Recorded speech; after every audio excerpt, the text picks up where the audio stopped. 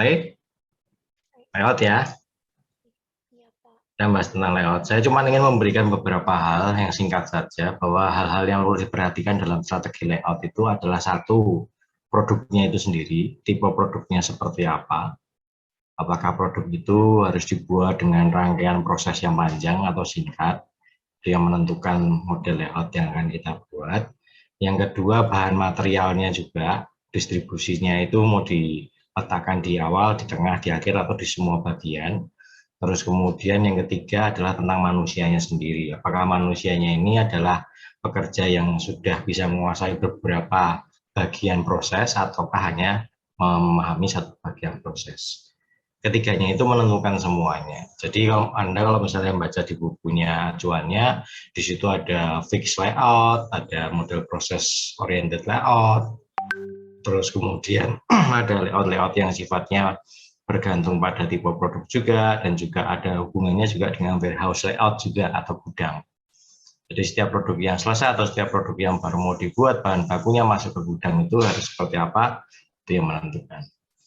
Baik, saya kira itu clue-nya, terutama untuk yang layout strategis. Jadi teman-teman harus mengingat tiga hal itu tadi, bahan baku, manusianya, dan tipe produknya. Bahan bakunya, manusianya, dan tipe produknya. Itu akan menentukan kita akan menggunakan strategi apa. Jadi semoga teman-teman ada bayangan di situ. Prinsipnya seperti itu.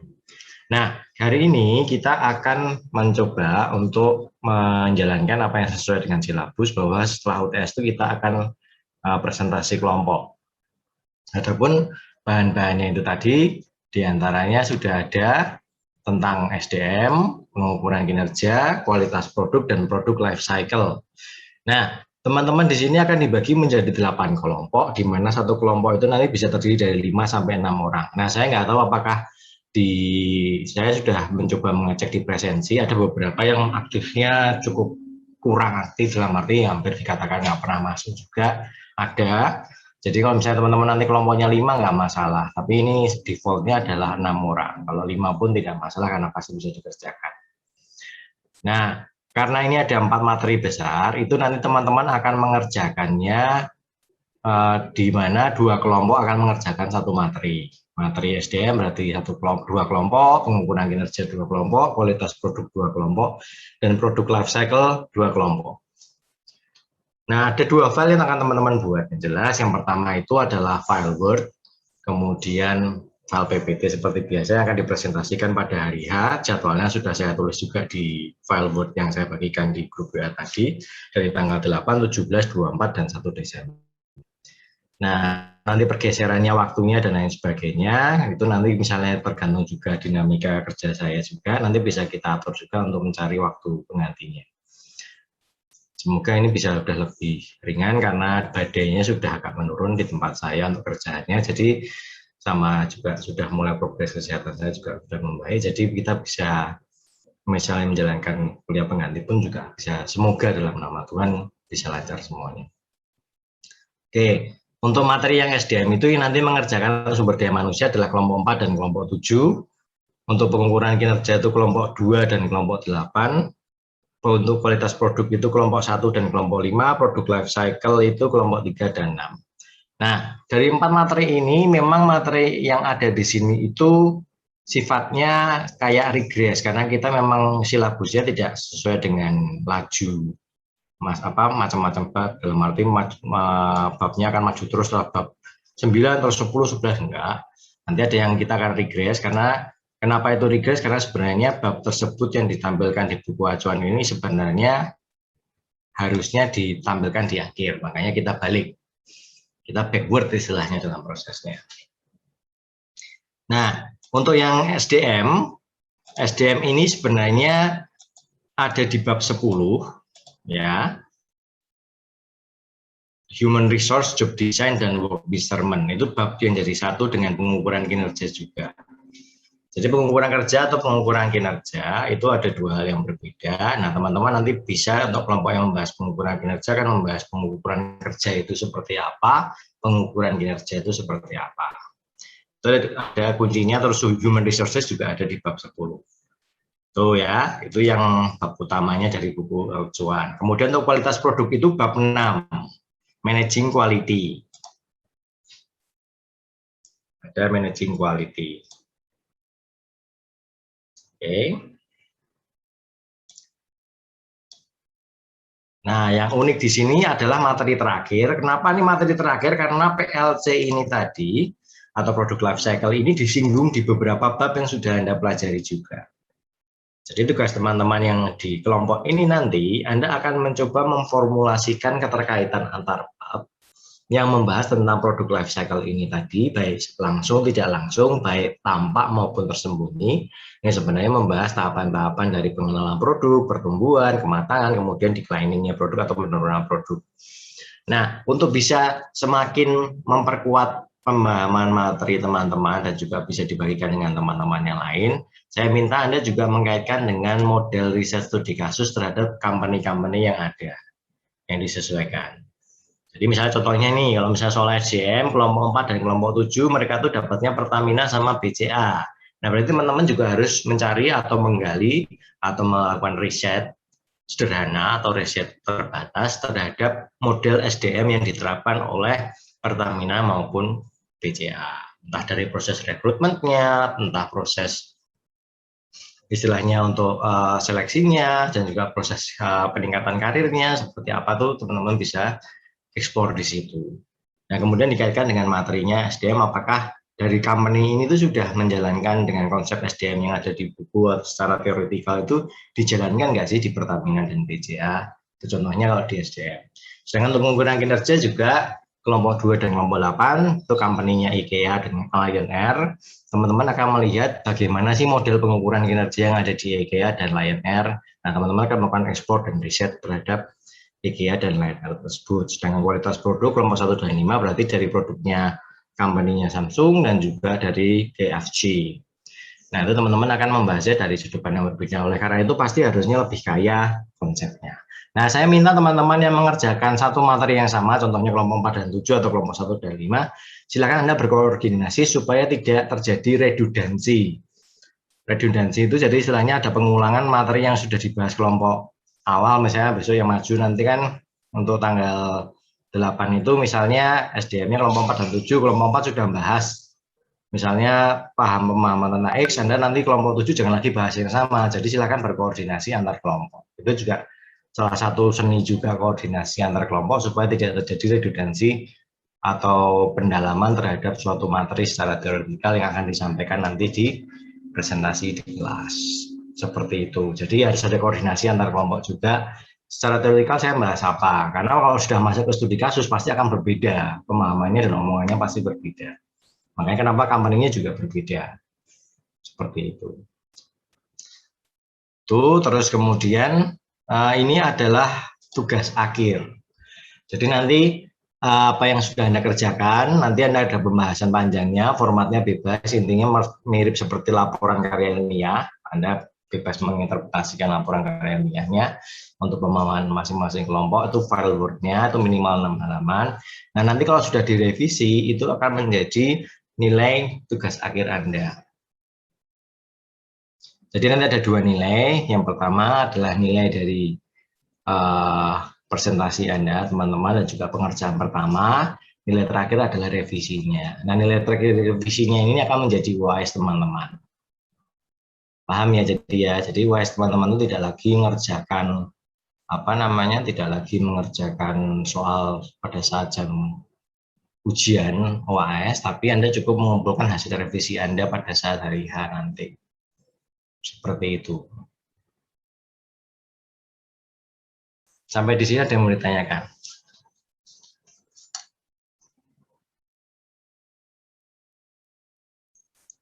Cukup jelaskah?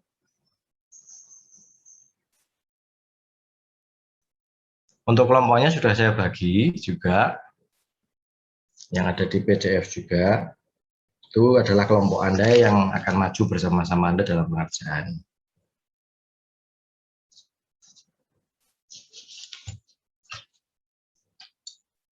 Cukup jelas? Nggak ada yang mau ditanyakan?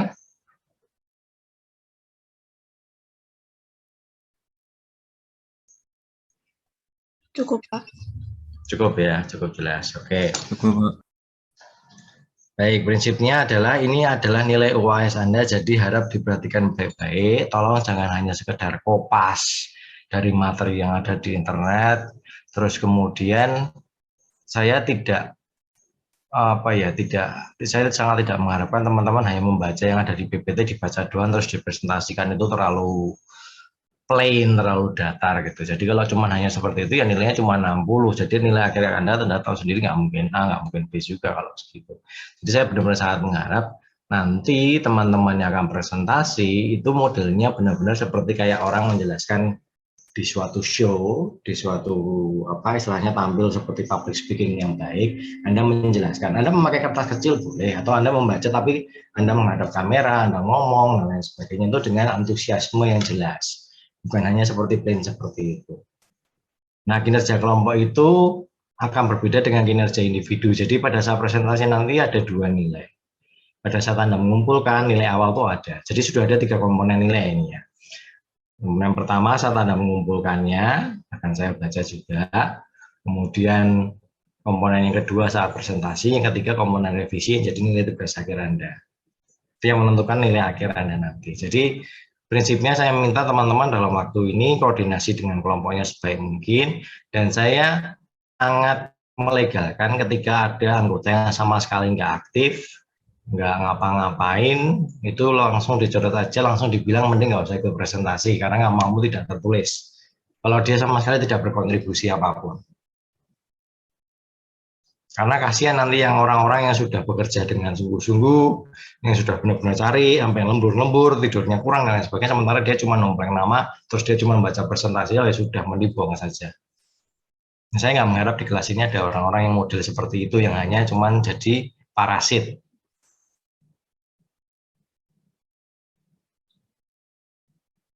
Namanya nilai-nilai yang penting dijamin dan value-value yang kita ambil adalah orang-orang yang bekerja sungguh-sungguh, berusaha perform dengan sebaik mungkin, nggak plain sekedar baca PPT, tapi memang menguasai materi itu tadi. Jadi langsung diskusi lebih banyak.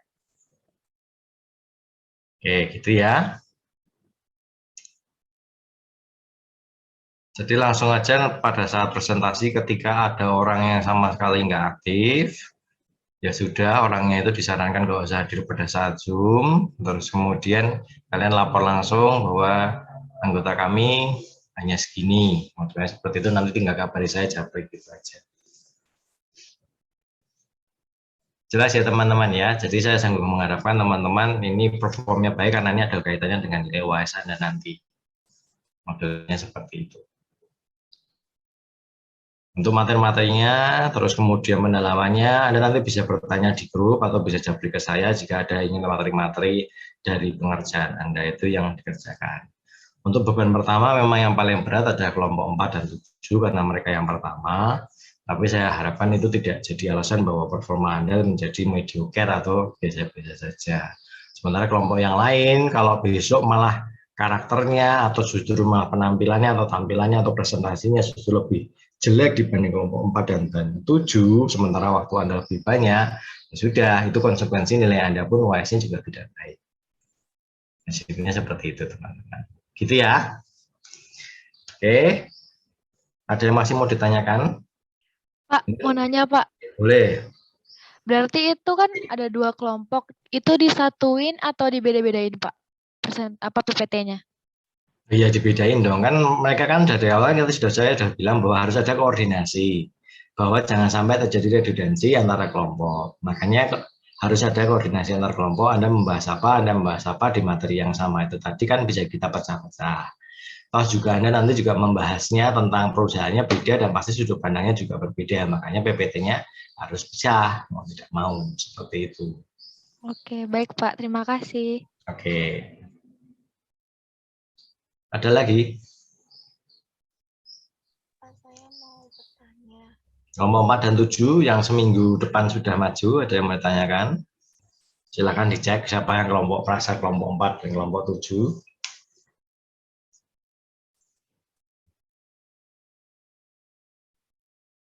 Baik, kalau nggak ada yang ditanyakan, nanti kita bisa ke grup ya. Kalau misalnya kelompok 4 dan kelompok 7 yang pertama kali maju, dan atau kelompok lain yang mau bertanya dari awal sudah mulai mengerjakan bareng-bareng. Sekarang tugas teman-teman di sesi ini, di jam ini adalah Anda mulai berkoordinasi dalam kelompok, kemudian sudah mulai membuat draft, Anda mengerjakan apa-apa, bahas apa, bisa dicekkan di saya, bisa jabri ke saya, ini saya sudah benar belum Pak. Jadi jangan sampai nanti malah Anda pada saat maju, ternyata Anda salah kaprah, ya ruginya Anda sendiri. Jadi Anda sudah punya draft, mau bahasnya poin-poinnya apa saja, kemudian nanti mengkaitkannya seperti apa. Oh ya, satu lagi, ada poin lebih buat teman-teman ketika teman-teman tidak terpaku pada satu bab ini saja yang Anda kerjakan, tapi bisa mengkaitkan dengan bab-bab sebelumnya yang sudah teman-teman pelajari. Ya, sampai layout strategi kemarin. Karena itu ada kaitannya juga sebenarnya, meskipun bab tersebut itu pesannya berdiri sendiri, tapi sangat berkaitan dengan bab-bab sebelumnya yang sudah dipelajari, gitu ya. Itu nilai lebih buat kelompok, nilai lebih juga buat individu kalau bisa. Oke, gitu dulu teman-teman, selamat berkoordinasi. Kalau misalnya langsung tanyakan, kita akan pindah ke grup untuk bisa lebih nyaman, karena saya yakin Anda pasti lebih nyaman untuk bicara via grup juga, bisa bertanya banyak hal, penyusun kalimat dulu sebelum ngomong, sehingga bisa lebih akurat dan tepat. Sekarang tugas teman-teman adalah berkumpul dalam kelompok, Anda mulai bahas, Anda buat draft, apa-apa saja yang akan Anda kerjakan, Anda bisa kerjakan ke saya dalam proses. Oke, gitu teman-teman ya. Zoom-nya bisa kita off-kan sekarang. Baik, terima kasih buat waktunya. Kita pindah ke WA dan teman-teman silahkan berkoordinasi dengan yang lain. Terima kasih, selamat siang. Terima kasih, Pak. Terima kasih, Pak. Terima kasih, Pak. Terima kasih, Pak. Terima kasih. Terima kasih.